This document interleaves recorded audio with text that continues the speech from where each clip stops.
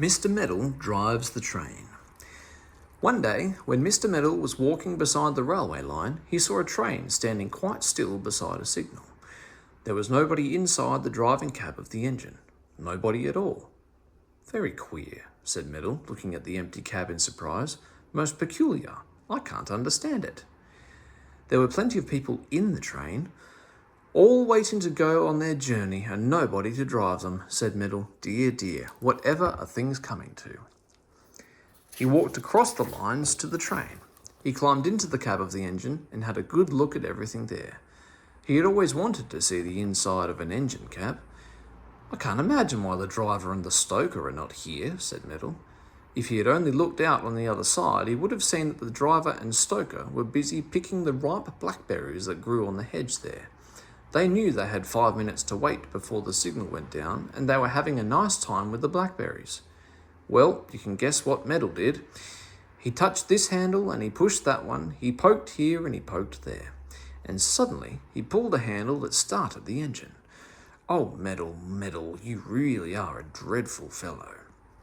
Chuff, chuff, chuff. The engine ran along the lines. The driver and the stoker jumped with surprise and dismay. They saw their train running away from them. They gave a shout and tore after it as fast as ever they could. But they couldn't catch it. It went too fast. At first, Meddle was frightened when the train began to go. He wondered if he should jump out. But when he saw how fast the hedges flew by, he didn't dare to jump. "Perhaps I can stop the train," he thought. So he began to try all the different handles. One let off the steam. "Eeeeep," whistled the engine, and Meddle jumped so much at the sudden noise that he almost fell off the train. The train rushed through a station. It usually stopped there, and the station master got the surprise of his life when he saw it rushing through. Whatever was happening? Meddle pulled another handle. The train slowed down. "Good," said Meddle. "Now perhaps it will stop." But it didn't. So he pulled the handle next to the stop handle and turned a wheel too, just for luck. The engine began to puff very fast and tore along as if something was chasing it. Oh dear, it was a most terrifying ride. People in the carriages began to put their heads out of the windows, wondering what in the world was happening to their train. They didn't like the way it behaved at all. Meddle set the whistle going again by mistake. Shrieked the train and tore through another station. Then it went into a long tunnel, and Meddle couldn't see a thing. When the train came out into the sunshine again, Meddle looked out through the cab window to see if there was another station coming. But to his great dismay, he saw that he was coming to the end of the railway line. "Oh goodness," said Meddle, "whatever am I going to do? I don't know how to stop the train. It will bang right into the buffers. Crash!" So he began to pull every handle he could see, and he turned every wheel this way and that. The poor engine didn't know what to do. How could it go slow and fast at once? How could it stop and go full speed at the same time? It began to rock like a rocking horse, because Meddle had pulled down the handle for go backwards and the one for go forwards too. So the engine was trying to go forwards and backwards at the same time and rocked like a boat in a stormy sea. It was dreadful.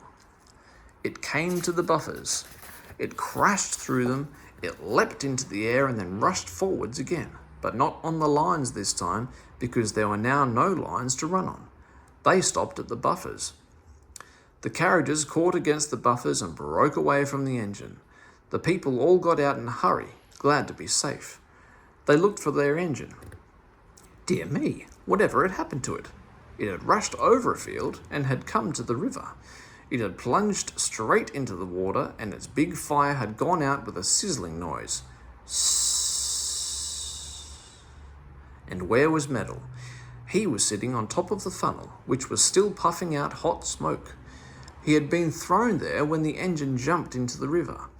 It was a most uncomfortable place, because for one thing, it was terribly hot, and for another thing, the smoke nearly choked him. "Save me! Save me!" cried Meddle. Some swans swam up in surprise.